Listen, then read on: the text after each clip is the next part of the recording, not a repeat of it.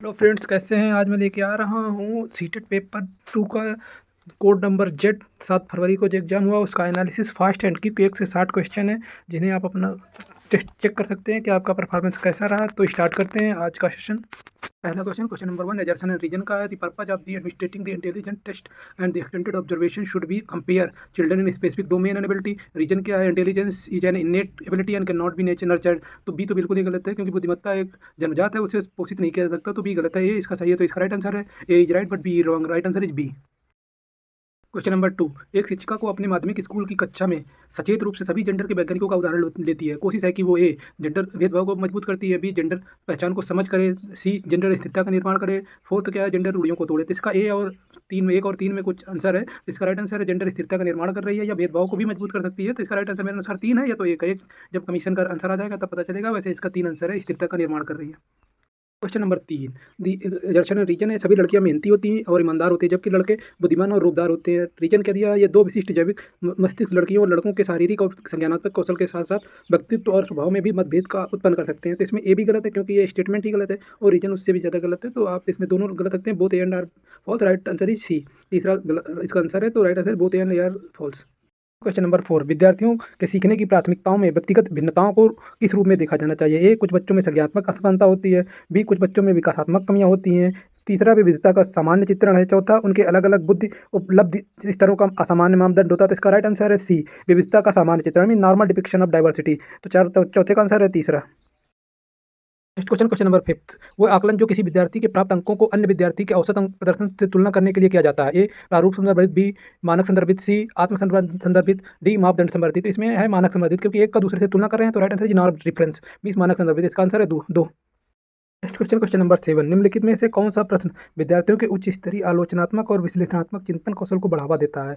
एक विशिष्ट अखबार के लेख से उल्लिखित संज्ञाओं को पहचानें, दूसरा अखबारों के लेख पढ़ें और नए शब्दों की सूची बनाएं, तीसरा अखबार का लेख पढ़ें और एक उपयुक्त शीर्षक के बारे में सोचें, चौथा एक ही घटना को दर्शाने वाले 2 अखबारों के लेखों को में निहित मान्यताओं की पहचान करें। तो इसमें राइट आंसर है फोर्थ, क्योंकि एक ही घटना के 2 अखबार होंगे तभी आप उन्हें आपस में क्रिटिसाइज और एनालिसिस कर सकते हैं। तो राइट आंसर है fourth.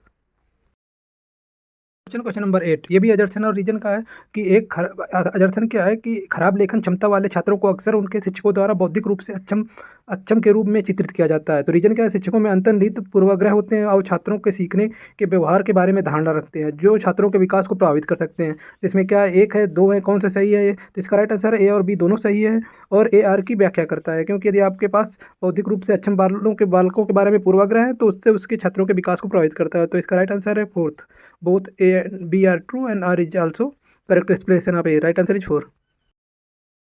Next question number 9, which of the following is not a way of promote diversity in the classroom? A विद्यार्थियों की उनकी अनूठी पहचान और संस्कृतियों को व्यक्त करने के लिए प्रोत्साहित करना, बी विद्यार्थियों की पृष्ठभूमि और संस्कृतियों के आधार पर पूर्वाग्रह के अनुकूल व्यवहार करना, तीसरा क्या अलग अलग पृष्ठभूमि और संस्कृतियों के व्यक्तियों के साथ बातचीत करके विद्यार्थियों को अवसर देना, चौथा पाठ्यक्रम में विभिन्न दृष्टिकोण और अनुभवों को शामिल करना। तो इसका राइट आंसर है बी, विद्यार्थियों की पृष्ठभूमि और संस्कृतियों के आधार पर पूर्वाग्रह के अनुकूल व्यवहार करना। मीन्स इसमें नाट पूछा है, इसलिए बाकी 1, 3 और 4 सही है। तो इसका गलत ही है दूसरा, तो विद्यार्थियों की तो राइट आंसर होगा इसका दूसरा बी।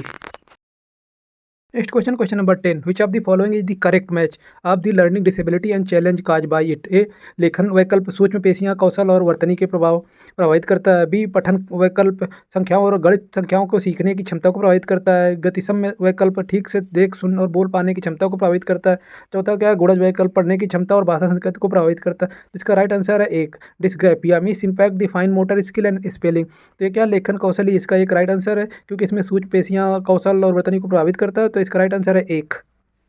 क्वेश्चन नंबर 11, स्वालीन से जूझ रहे विद्यार्थियों को आसानी होती है। ये बातचीत के दौरान आंखों का संपर्क स्थापित करना, दूसरा परिचित और पूर्वान्ह में दिनचर्या का पालन करने में, तीसरा गतिविधियों के बीच तेजी से बदलाव करने में, चौथा अजनबियों के साथ संवाद करने में। तो इसका राइट आंसर है 2, फेमिलियर एंड प्रिडिक्टेबल रूटीन। तो इसका आंसर है 2, परिचित और पूर्वान्ह में दिनचर्या का पालन करना। तो इसका राइट आंसर है 2। नंबर 12 करते हैं कि प्रभावशाली बच्चों के बारे में लिखित में से कौन सा कथन सही नहीं है? एक बच्चे एक से अधिक प्रकार की बुद्धि में प्रतिभाशाली हो सकते हैं, दूसरा प्रतिभाशाली बच्चे विशेष क्षमताओं और सामर्थ्य के साथ पैदा होते हैं, उन्हें विकसित करने की आवश्यकता होती है, तीसरा प्रतिभाशाली बच्चों में जिज्ञासा की भावना कम होती है तथा उनकी कल्पना शक्ति भी कमजोर होती है, तीसरा बच्चे में विभिन्न स्तरों पर प्रतिभाशाली हो सकते हैं और कुछ के विशेष प्रकार की अक्षमताओं को भी हो सकती है। तो इसका राइट आंसर है तीसरा, प्रतिभाशाली बच्चे में जिज्ञासा की भावना कम होती है और उसकी कल्पनाशीलता भी कम होती है। तो इसमें नॉट पूछा है, तो राइट आंसर है तीसरा। नेक्स्ट क्वेश्चन करते हैं question number 13, error analysis bye student. विद्यार्थी द्वारा स्वयं का तुष्टिकरण। ए, विद्यार्थी के अधिज्ञानात्मक कौशल में बाधा डालता है। दूसरा, अधिगम प्रक्रिया में एक निरर्थक गतिविधि है। तीसरा, विद्यार्थियों के लिए अधिगम को स्मृति में बनाए रखने में सहायता करता है। तीसरा, विद्यार्थी की समझ में और अधिक सफलता सफलता पैदा करता है। तो इसका राइट आंसर है तीसरा, एरर एनालिसिस से क्या विद्यार्थी को अधिगम स्मृति बनाए रखने में सहायता प्रदान करता है। राइट आंसर है तीसरा। क्वेश्चन नंबर 14, घोषणात्मक ज्ञान और प्रक्रियात्मक ज्ञान means the declarative knowledge and procedural knowledge. निम्नलिखित में कौन सा कथन सही है? एक, घोषणात्मक ज्ञान को विश्लेषणात्मक ज्ञान के रूप में जाना जाता है। दूसरा, प्रक्रियात्मक ज्ञान और आमतौर पर कार्यविधि उन्मुख होता है। तीसरा, प्रक्रियात्मक ज्ञान किसी चीज़ के बारे में तथ्यात्मक ज्ञान बताता है। चौथा, घोषणात्मक ज्ञान इस बात पर जोर देता है कि कई चीज़ कैसे करनी चाहिए। तो इसका राइट आंसर है B, means procedural knowledge is generally process oriented in nature. तो राइट आंसर है दूसरा। Question number 15, content which require an extension और modification of existing cognitive structure take time for learning and retain for the duration. एक है कि long and short duration के लिए है। दूसरा, शॉर्ट एंड शॉर्ट है। तीसरा, शॉर्ट एंड लॉन्ग है। चौथा है लॉन्ग एंड लॉन्ग है। तो इसका राइट आंसर होगा long and long, means the cognitive development existing knowledge पे मॉडिफिकेशन या एक्सटेंशन के टाइम वो लंबा ड्यूरेशन होता है, और यदि वो हो जाता है तो वो लंबा ड्यूरेशन तक चलता है। तो इसका राइट आंसर है fourth, long and long. Right answer is fourth. Question number 16, कथन और कारण है। तो कथन क्या है? शिक्षकों को बालक को ऐसे प्रश्न पर ध्यान केंद्रित करने के लिए प्रोत्साहित करना चाहिए जैसा कि मेरा सीखने का लक्ष्य क्या है और वो वहाँ पहुँचने के लिए मुझे क्या करने की जरूरत है। रीजन क्या है? वो छात्र समझते हैं कि उनके काम के प्रदर्शन का मूल्यांकन कैसे किया जाए, तो वो समझ का प्रयोग खुद को सीखने और अपनी प्रगति के में मदद करने के लिए कर सकते हैं। इसका राइट आंसर ए है, बी है, सी है, डी है। मतलब ए, रीजन और सेशन दोनों सही है। तो इसका राइट आंसर है फोर्थ में, ए और रीजन दोनों सही है और एक की आर सही से व्याख्या करता है। तो राइट आंसर इसका फोर्थ। नेक्स्ट क्वेश्चन नंबर 17, अधिगम के निर्देशित खोज आधारित उपागम है। एक, पूर्व योजना या पूर्व ज्ञान की आवश्यकता नहीं होती। दूसरा, शिक्षार्थियों को स्वयं के लिए ज्ञान की रचना के अवसर प्रदान किए जाते हैं। तीसरा, शिक्षक एक तानाशाह के रूप में काम करता है और शिक्षार्थी श्रोता के रूप में कार्य करता है। चौथा, शिक्षक द्वारा किसी भी प्रकार के हस्तक्षेप के बिना शिक्षार्थी को उनके हाल पर छोड़ दिया जाता है। तो इसमें आपको क्या है? डिस्कवरी अप्रोच में आपका इसमें दो सही है, विद्यार्थी को स्वयं के लिए ज्ञान की रचना करने का अवसर प्रदान किया जाता है। इसका राइट आंसर है दूसरा। Question number 18, which of the following strategy is not effective while developing conceptual understanding in children. एक, वो अवधारणा क्या नहीं है ये दिखाने के लिए गैर उदाहरण प्रस्तुत करना। दूसरा, विद्यार्थी ने अपने स्वयं के उदाहरण प्रस्तुत करने के लिए कहना। तीसरा, विद्यार्थियों से परिभाषा को जीव कहते हुए याद करने के लिए कहना। चौथा, विविध संदर्भों को उदाहरणों की एक विस्तृत श्रृंखला द्वारा प्रस्तुत करना। इसका तीसरा right answer, asking student to memorize a definition as it is. इसमें नॉट पूछा है इसलिए मेमोराइजिंग और याद करना, रट लेना ये सब निगेटिव है, तो इसलिए राइट आंसर इसका तीसरा, विद्यार्थी को परिभाषा को जीव कहते हुए याद करने के लिए कहना। क्वेश्चन नंबर 19, एक active middle classroom should be founded on the theoretical principle of A, psycho dynamics. दूसरा, साइको कंस्ट्रक्टिव। तीसरा, साइको एनालिसिस। चौथा, बिहेवियरिज्म। तो इसका राइट आंसर है बी, सोशल कंस्ट्रक्शन। एक मिडिल क्लास स्कूल में द थ्योरेटिकल प्रिंसिपल क्या है? सोशल कंस्ट्रक्शन मीन्स सामाजिक रचनावाद। राइट आंसर इज दो। नेक्स्ट क्वेश्चन नंबर 20, कथन और रीजन है। कथन क्या है? सहानुभूति वो समझने की योग्यता पर निर्भर करती है कि दूसरे की भावनाएं और उनकी भावनाओं के अनुमान के लिए। रीजन क्या है? भावनाएं और संज्ञान एक दूसरे से संबंधित होते हैं। रीजन तो बिल्कुल ही गलत है क्योंकि भावनाएं और संज्ञान एक दूसरे से संबंधित होते हैं और पहला भी गलत है। तो इसका राइट आंसर है तीसरा, ए और आर दोनों गलत है। तो राइट आंसर है 3। क्वेश्चन नंबर 21, एक माध्यमिक स्कूल के शिक्षक छात्रों को रणनीति एवं स्वप्रेरित शिक्षार्थी बनाने के लिए किस प्रकार सक्षम बना सकते हैं। एक, पूरे किए गए कार्य प्रत्येक कार्य के लिए विभिन्न प्रकार के पुनर्बलन प्रदान करके। दूसरा, पाठ्य पुस्तक में दिए गए प्रश्नों के उत्तर सही तरह से लिखवा करके। तीसरा, सत्र के अंत में वस्तुनिष्ठ प्रकार के परीक्षण पर जोर देकर। चौथा, क्या छात्रों के उनके अधिसंज्ञानात्मक ज्ञान और कौशल विकसित करने के लिए प्रोत्साहित करके। तो इसका राइट आंसर चौथा ही है क्योंकि उसमें छात्रों को अधिसंज्ञानात्मक ज्ञान और कौशल विकसित करने के लिए प्रोत्साहित करके ही उन्हें ऐसा रणनीति और स्वप्रेरित शिक्षार्थी बनाया जा सकता है। तो राइट आंसर है 4। Number 22, which of the following is examples intrinsic motivative means आंतरिक अभिप्रेरणा का उदाहरण क्या है। एक, व्यक्तिगत रुचि या कार्य के आनंद से अभिप्रेरित प्रेरणा। दूसरा, दूसरों के साथ प्रतिस्पर्धा से प्रेरित अभिप्रेरणा। तीसरा, दूसरों की प्रशंसा प्राप्त से प्रेरित अभिप्रेरणा। चौथा, बाहरी पुस्तकों से प्रेरित प्रेरणा। तो इसका राइट आंसर ए, क्योंकि सेल्फ इंट्रिंसिक मोटिवेशन है। इंट्रिंसिक मोटिवेशन व्यक्तिगत रुचि और कार्य से आनंद से प्रेरित अभिप्रेरणा। तो right answer 1। Question number 23, which debate is highlighted in the following question कि does an individual's biological determined sex bring with it all the characteristic that define one social constructed gender. एक, विकास का निरंतर विच्छिन्न दृष्टिकोण। दूसरा, विकास का स्थिर अस्थिर दृष्टिकोण। तीसरा, योग्यता का अटल वृद्धिशील दृष्टिकोण। तीसरा, प्रकृति परिवेश का विकास का प्रभाव। इसका राइट आंसर है 4, nature and nurture influence on development. ये तो है sex bring the determined which of the characteristic that one social constructed gender. तो ये नेचर और nurture influence on the development. तो right answer is 4। Question number 24, a major development task during blank is search of for identity personal and sexual and occupational. एक, early childhood दूसरा adolescence, तीसरा middle adulthood, चौथा middle childhood. तो इसका right answer है adolescence. इसमें इस सबसे ज़्यादा identity, personal and sexual and occupational इसके लिए उत्साहित होता है। तो मेजर डेवलपमेंट एडोलेसेंस में इस तरह के आते हैं। तो राइट आंसर है दूसरा एडोलेसेंस। क्वेश्चन नंबर 25, कथन और कारण। कथन क्या है? बच्चे समाज के मूल्यों और मानदंडों को प्रत्यक्ष और अप्रत्यक्ष तरीके से सीखते हैं। इसका रीजन क्या? समाजीकरण समाज के रीति रिवाजों और अनुष्ठानों को प्रेरित करने की सरल प्रक्रिया है। तो इसमें बी तो गलत है, क्योंकि समाजीकरण क्या है? एक जटिल प्रक्रिया है। बाकी असर्जन तो सही लग रहा है कि मूल्यों को प्रत्यक्ष और अप्रत्यक्ष दोनों तरीके से सीखते हैं। तो इसका ए सही, मतलब दूसरा आंसर ए सही है, लेकिन आर गलत है। तो right answer is 2। Question number 26 देखते हैं। जीन पियाजे के संज्ञानात्मक विकास के सिद्धांत के अनुसार निम्नलिखित में कौन सी क्षमता औपचारिक संक्रियात्मक सोच को मूर्त संक्रियात्मक सोच से भिन्न करती है? तो इसका ए है संरक्षण, बी है वास्तु स्थायित्व, तीसरा है प्रतीकात्मक खेल, चौथा है अमूर्त तर्क। तो इसका राइट आंसर है अमूर्त तर्क, क्योंकि तर्कपूर्ण संक्रियात्मक से भिन्न करती है, तो वह अमूर्त तर्क है। तो राइट आंसर है 4th। क्वेश्चन नंबर 27 देखते हैं। जीन पियाजे की एक महत्वपूर्ण आलोचना यह है कि वो विकास पर क्या है कि क्या प्रभाव पर पर्याप्त रूप से विचार करने में विफल थे। एक संस्कृति, दूसरा अनुभव, तीसरा क्रिया, चौथा परिपक्वता। तो इसमें कल्चर का उन्होंने नहीं कहा, उन्होंने कॉग्निटिव डेवलपमेंट के बारे में कहा, कल्चर का वाइगोट्सी, और उन्होंने कहा समाज और सामाजिकरण का, संस्कृति का। तो इसमें राइट आंसर है एक संस्कृति का, कल्चर का। क्वेश्चन नंबर 28 मतलब कौन सा कथित सुमेलित है? एक अच्छा लड़का, एक अच्छी लड़की उन्मुख, ये क्या अधिक से अधिक संख्याओं के लिए अच्छा, दूसरा कानून और व्यवस्था उन्मुखीकरण, मानवता के लिए सामाजिक न्याय के सिद्धांत का कायम रखना, तीसरा सामाजिक अनुबंधन उन्मुखीकरण, घोषणा दूसरों की धारणा पर ध्यान देना, चौथा दंड और आज्ञापारिता उन्मुखता, बुरे परिणामों से बचाव के लिए होता है। तो इसका राइट आंसर 4th ही है कि पनिशमेंट एंड ओबीडियंस ओरिएंटेशन क्या है? Avoid, bad and consequence. तो right answer is 4। Question number 29, Jean पियाजे एंड लिव गुआत्री पर सिमिलर क्या है दोनों बिलीफ पर?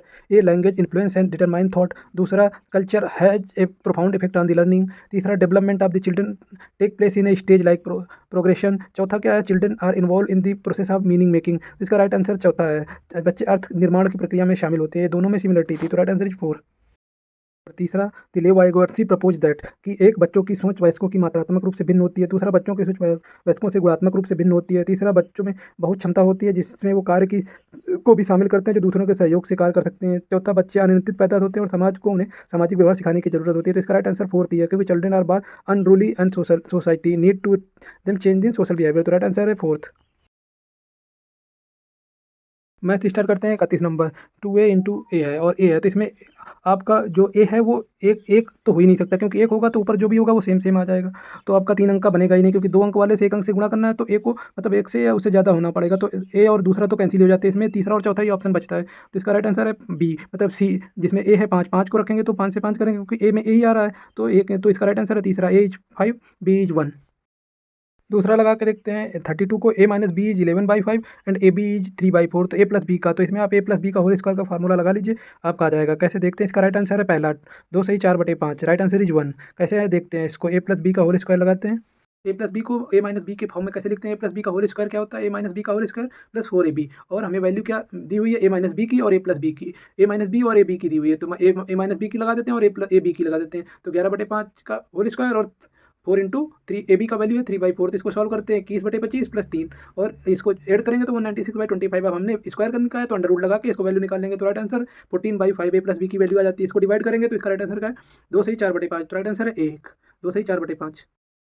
Question 33, 7x minus 1/4 minus 1/3 2x minus 1 minus x upon 2 equal to 10/3। तो इसमें पहले x का मान निकाल लेते हैं, इसको सॉल्व करते हैं। तो x का मान कितना आ जाता है? 41/11। तो 41/11 को यदि हम वैल्यू में रखते हैं और जिसकी वैल्यू निकालनी है 11x प्लस 21/2, तो 11 से 11 कैंसिल हो जाता है, 41 प्लस 21/2 में 62/2। तो राइट आंसर आ जाएगा इसका 31। तो राइट आंसर है 2, 31। नेक्स्ट क्वेश्चन सॉल्व करते हैं। क्वेश्चन नंबर 34, द फैक्टर निकालना है 5 2x minus 4 plus 6 4x square plus 16x y square minus 16xy minus 6। तो इसमें देखते हैं आंसर क्या होगा। इसका राइट आंसर होगा 4x माइनस 8y प्लस 3। पहला आंसर होगा, कैसे होगा देखते हैं हम। पहले और दूसरे तो मतलब दूसरा और तीसरा तो बिल्कुल ही नहीं होगा, क्योंकि इसके फैक्टर ही है 2x माइनस 4y का ही आगे वो स्क्वायर ही है, तो 4x plus 16y square minus 16xy। तो ये इसका डबल है, मतलब स्क्वायर है। तो हम इसको कैसे सॉल्व करेंगे?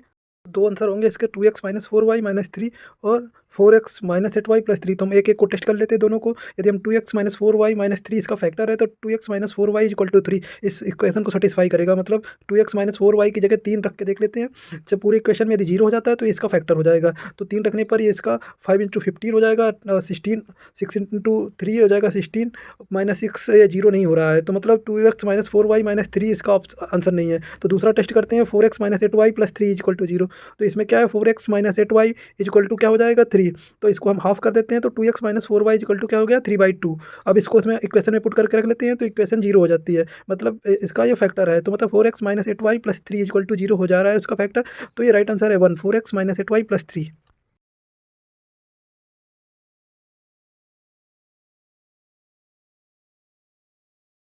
क्वेश्चन नंबर 35 है, shopkeeper by A fan in 1500 rupees and mark price is 2500 2500, और उसको उसको 20% डिस्काउंट पर मार्केट प्राइस के उस पर बेचता है, और एडिशनल 250 रुपये उसे और कैश पेमेंट डिस्काउंट देता है, तो कस्टमर को उसको बेचने में कितना प्रॉफिट होगा। तो आप इसको हम इस तरह से देख सकते हैं, कॉस्ट प्राइस कितनी है 1500, मार्क प्राइस है 2500, इसमें डिस्काउंट 20% दिया, तो उसकी मार्क प्राइस की वैल्यू बची 80%। तो 80% आप 2500 का कितना हो गया 2000, तो उसकी अब मार्क प्राइस घट के हो गई 2000। अब उसने एडिशनल डिस्काउंट 250 रुपये का दिया, तो 2000 में 250 रुपये कम कर दिया, तो 1750 रुपये में बेच दिया है।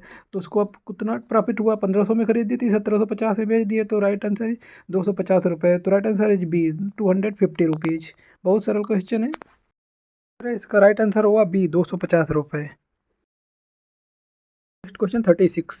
एक x is added to the number 4, 10, 12 and 24. Then the number so obtained is in the order of proportional. What is the value of 3x plus 1? इसको सॉल्व करते हैं, यदि हम x सारे संख्याओं में जोड़ देते हैं तो एक प्रोपोर्शनल में आते हैं, तो 4x अपन 10 प्लस एक्स इसका एक प्रोपोर्शनल, और 12 प्लस एक्स का 24 प्लस एक्स के साथ वो दोनों प्रोपोर्शनल है, तो हम x जोड़ देते हैं दोनों में। अब इसको वैल्यू निकालते हैं, तो इसमें देखते हैं कि 4x अपन, तो एक क्रॉस मल्टीप्लिकेशन हो गया, 24 प्लस एक्स को 4 प्लस एक्स से मल्टीप्लाई हो गया, और 12x प्लस एक्स 10x से मल्टीप्लाई हो गया। तो इस तरह से हम निकालते हैं कि x बराबर निकल के जाता है 4 की वैल्यू ऑफ x इज 4, क्योंकि ये प्रोपोर्शनल है, तो क्या ऐड करने से सारे प्रोपोर्शनल है, x इक्वल टू 4 ऐड करने से। तो अब 3x प्लस 1 की वैल्यू निकाल लेते हैं, 3 प्लस 1 12 प्लस 1 इज 13, तो राइट आंसर इसका ए हो जाएगा 13। जो क्वेश्चन कह रहा है वो वैसे ही हम निकाल रहे हैं, क्वेश्चन जैसे कह रहा है कि x is added in these number, तो दीज नंबर में हमने x ऐड कर दिया, उसको एक प्रोपोर्शनल में रख दिया कि हाँ दोनों चारों प्रोपोर्शनल में है। अब उसको सॉल्व करके x की वैल्यू निकाल के पुटअप कर देते हैं, तो इसका राइट आंसर है 13। Right answer is a. 36 का राइट आंसर हो जाएगा 13 A, option is A right. Next question solve करते हैं, 3x minus 30 and 2x plus 20 are two supplementary angle, then the find the value of 2x minus 4। तो supplementary angle कितने का होता है 180 डिग्री का। तो देखते हैं 3x minus 30 plus 2x plus 20 180 degree का हो गया, तो इसमें x के वैल्यू निकाल लेते हैं। तो x की वैल्यू कितनी आएगी 5x equal to 190, x equal to 30 degree आ गया। तो find the value of 2x minus 4, 2x minus 4 को, तो 2 इंटू 38 माइनस 4 में 76 माइनस 4 इज 72, तो right answer is 72 degree. Right answer is 4 का राइट आंसर है 4, 72 डिग्री।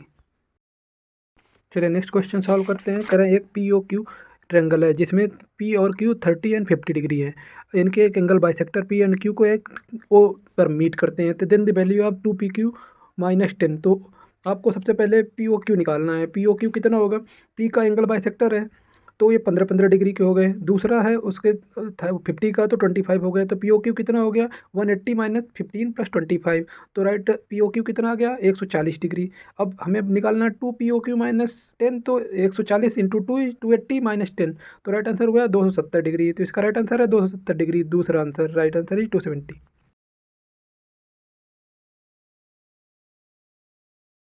क्वेश्चन करते हैं question number 39, which can not be the right angle triangle. अब right angle triangle को हम एक तरह से निकाल सकते हैं, तो रेशियो निकाल लें 3 4 5 का, तो या तो फिर हम इनको स्क्वायर रूट का स्क्वायर करके उनका निकालें। तो हम इसमें देखते हैं 12 16 20, ये क्या है 3 और 4 5 के रेशियो में है, मतलब 3 4 5 के रेशियो में एक राइट एंगल होता ही है।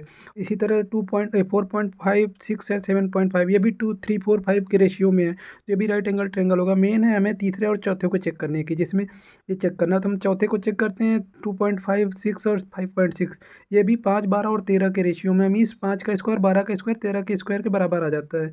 तो इस तरह ये भी एक राइट एंगल ट्रेंगल है, तो हम शॉर्ट विधि में जल्दी से निकाल सकते हैं कि 8 16 और 12 ही बचता है, मीन्स यही आंसर होगा जो राइट एंगल ट्रेंगल नहीं है। तो राइट आंसर है 3, 8 16 एंड 12।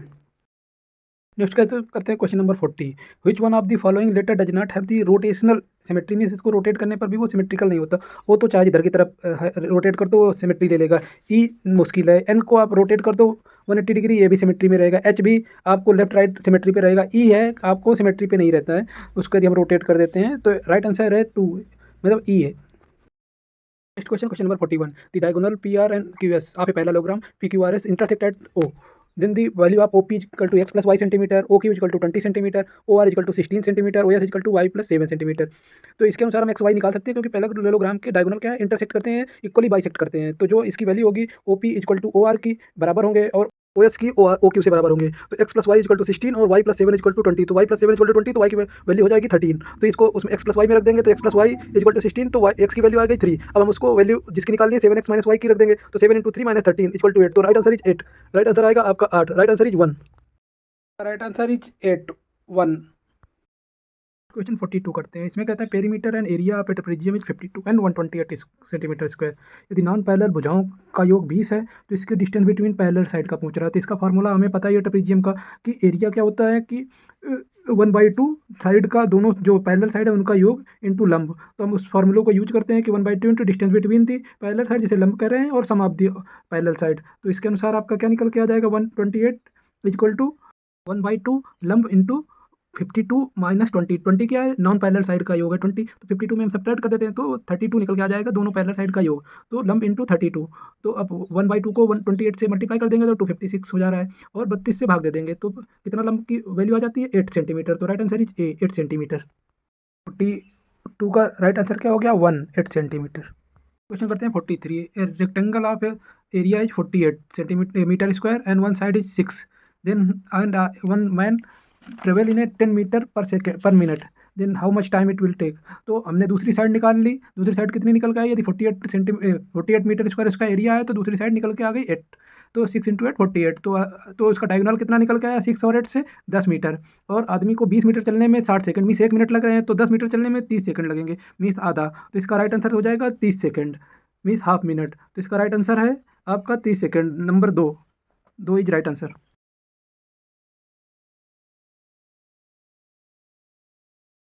क्वेश्चन करते हैं क्वेश्चन नंबर 44। 3 क्यूब 8, 6 और 10 सेंटीमीटर के हैं साइड है, उनको पिघलाकर एक बड़ा क्यूब बनाया जाता है। तो बड़े क्यूब की साइड क्या होगी, तो इन तीनों क्यूबों का वॉल्यूम निकाल लेते हैं। तो वॉल्यूम क्या होता है, साइड क्यूब। तो 8 का क्यूब, 6 का क्यूब और 10 का क्यूब करके ऐड कर देते हैं, क्योंकि तीनों को मेल्ट किया गया तो टोटल वॉल्यूम हो गया 1728 इन तीनों का। अब इससे एक नया क्यूब बनाना है, तो नए क्यूब का क्या होगा, क्यूब रूट ऑफ दिस। तो उसकी साइड निकल आएगी नए क्यूब की, तो क्यूब रूट ऑफ 1728। तो उसका कितना आएगा, 12 का क्यूब है 1728। तो नए क्यूब की साइड, एक साइड की लंबाई होगी 12 सेंटीमीटर। तो right answer is C, 12 centimetre. Question करते हैं क्वेश्चन नंबर 45।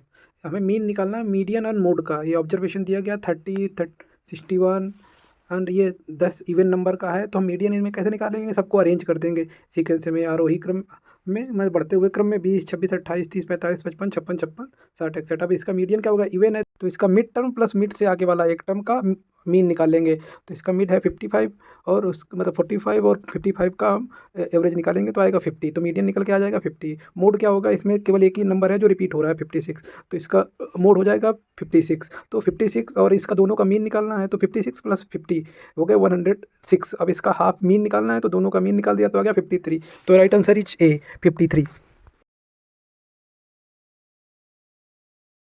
नेक्स्ट क्वेश्चन करते हैं क्वेश्चन नंबर 46। एक डेक है प्लेइंग कार्ड का, तो उसमें टोटल प्रोबेबिलिटी है, टोटल आउटकम्स 52। तो उसमें 10 आने की प्रोबेबिलिटी क्या है, 10 है, टोटल 4। और आपके रेड किंग कह रहा है, वैसे तो टोटल किंग 4 है लेकिन रेड केवल 2 ही है। तो 2 की प्रोबेबिलिटी या 10 की, तो दोनों को हम ऐड कर देंगे कि और है, एंड होता तो मल्टीप्लाई कर देते, लेकिन यहाँ और है। तो 10 की प्रोबेबिलिटी क्या होगी, 4/52 और रेड किंग की 2/52, तो दोनों हो गए 6/52। कट करेंगे तो ये होगा 3/26। तो राइट आंसर है 2, 3/26। क्वेश्चन करते हैं question number 47। The greatest number 87 and 122 are divided by a greatest number living the 7 and 3 as reminder. तो हमने सबसे पहले 87 में जो रिमाइंडर बच रहा है वो हटा ही देते हैं। 87 में 7 80 बच गया, 123 में 3 120। तो अब इनका HCF निकाल लेते हैं 80 एंड 120 का। तो हो गया 40 इंटू 2 एंड 40 इंटू 3। तो HCF इसका कितना आ गया, 40। तो राइट आंसर है 2।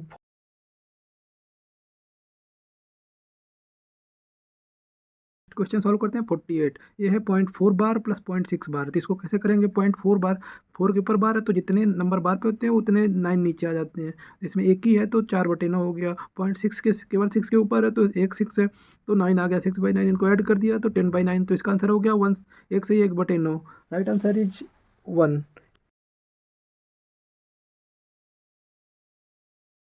Next question 49। 49 में क्या है कि आपको स्मॉलेस्ट और लार्जेस्ट नंबर के बीच में डिफरेंस ज्ञात करना है। तो इसको यदि हम देखते हैं कि नीचे 7 है, तो इसमें 1/1 1/2/7 सबसे बड़ा है, और सबसे छोटा है 9/16, क्योंकि 3/5 भी 9/16 से बड़ा है और 4/7 भी। तो इनका डिफरेंस ज्ञात करते हैं 1/2/7 का और 9/16 का। तो इनको एलसीएम ले लेते हैं, 7 × 16 112, और डिफरेंस निकाल लेते हैं। तो इसका राइट आंसर आएगा 81/112। तो इसका राइट आंसर है एक। 49 का एक राइट आंसर है। क्वेश्चन स्टार्ट करते हैं। क्वेश्चन नंबर 50 कह रहा है एक संख्या को वर्ग कीजिए और उस वर्ग के इकाई का अंक और उस संख्या का अंतर 2 आना चाहिए। तो हम यदि देखें तो 6, 9 और 4 सब में ये अंतर आ रहा है, क्योंकि 6 का स्क्वायर मतलब 36 ही होता है, लेकिन ये 4 का भी स्क्वायर में 6 आता है इकाई के अंक में। मीन्स यदि 4 और 2 का अंतर देखें तो मतलब 6 का अंतर तो 2 रहेगा।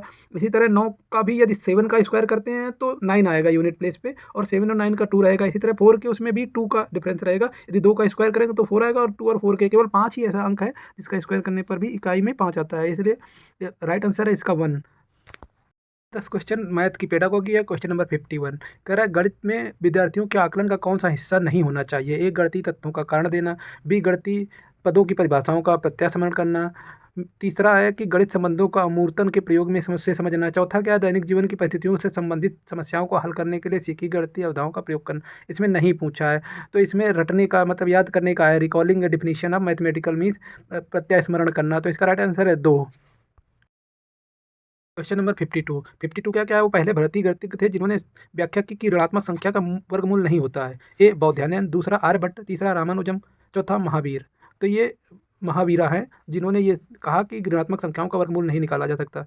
तो ये इसका राइट आंसर है 4 महावीर। क्वेश्चन 53 करते हैं कि एक दशमलव संख्याओं का है 1.5, 0.23, 1.6, 0.34, 1.13 को आरोही क्रम में व्यवस्थित करने को कहा गया, लेकिन विद्यार्थी ने उसको 0.23, 0.034, 1.5, 1.61 इस तरह से उल्लिखित कर देता है। तो इसमें क्या उसकी क्या गलती है कि विद्यार्थी ने दशमलव संख्याओं को आरोही क्रम में व्यवस्थित करके असावधानीपूर्ण एक त्रुटि की है। बी शिक्षिका को विद्यार्थी को दशमलव संख्याओं को क्रमबद्ध करने के नियमों को प्रत्यास्मरण करने और तत्पश्चात उन्हें व्यवस्थित करने के लिए कहना चाहिए।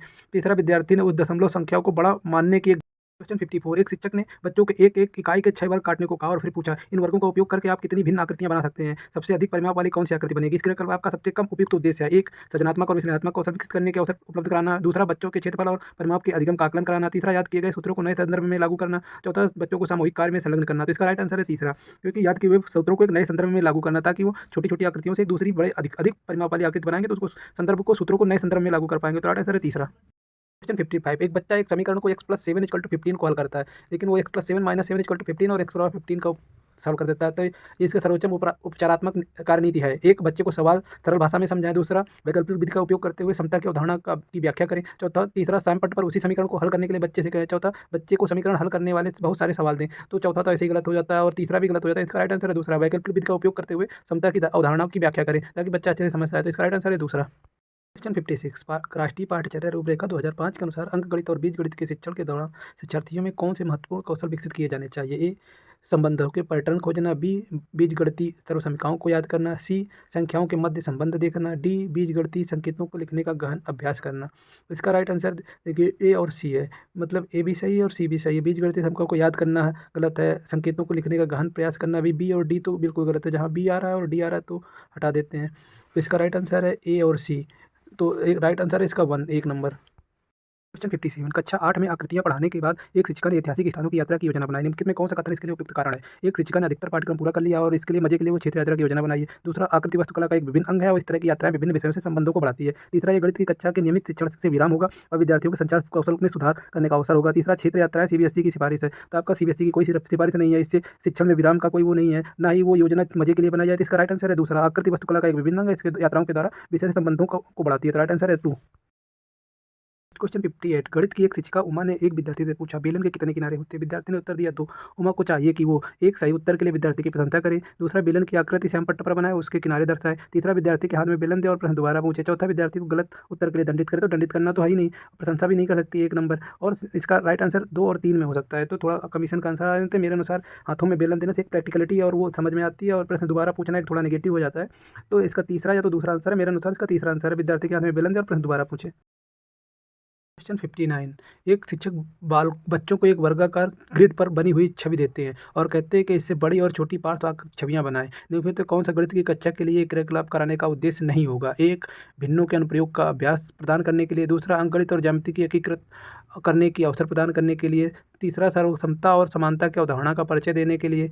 चौथा, विभिन्न परिस्थितियों में अनुपात और अनुपात की अवधारणाओं को लागू करने के लिए। तो इसका राइट आंसर है तीसरा, सर्वसमता और समानता। Means introduce the concept of congruency and similarity. ये इसको नहीं होने का वो है, तो इसका राइट आंसर है तीसरा। Question number 60। गणित के बंद सिरे वाले प्रश्न निम्नलिखित में किन्हें बढ़ावा नहीं देते? ए, अपसारी चिंतन। बी, अभिसारी चिंतन। सी, रचनात्मक चिंतन। डी, उच्च स्तरीय चिंतन। तो किसको बढ़ावा नहीं देंगे? तो इसका राइट आंसर है ए, सी और डी। इनको अपसारी चिंतन जो बंद वाले हैं, इनको अपसारी, रचनात्मक और उच्च स्तरीय चिंतन नहीं करने देते, केवल अभिसारी होता है, क्योंकि बढ़ावा नहीं देते। तो इसका राइट आंसर है ए, सी, डी, मतलब तीसरा। राइट आंसर है थर्ड। केवल 1 से 60 क्वेश्चन है। साइंस और हिंदी इंग्लिश का भी आगे इसमें हम ऐड करके लाने वाले हैं। जब तक आप अपना टेस्ट चेक कीजिए, लाइक और सब्सक्राइब कीजिए इस चैनल को, ताकि एक अच्छे सा आंसर आपको आप अपना परफॉर्मेंस चेक कर पाएँ। जय Hind. Like and share this channel.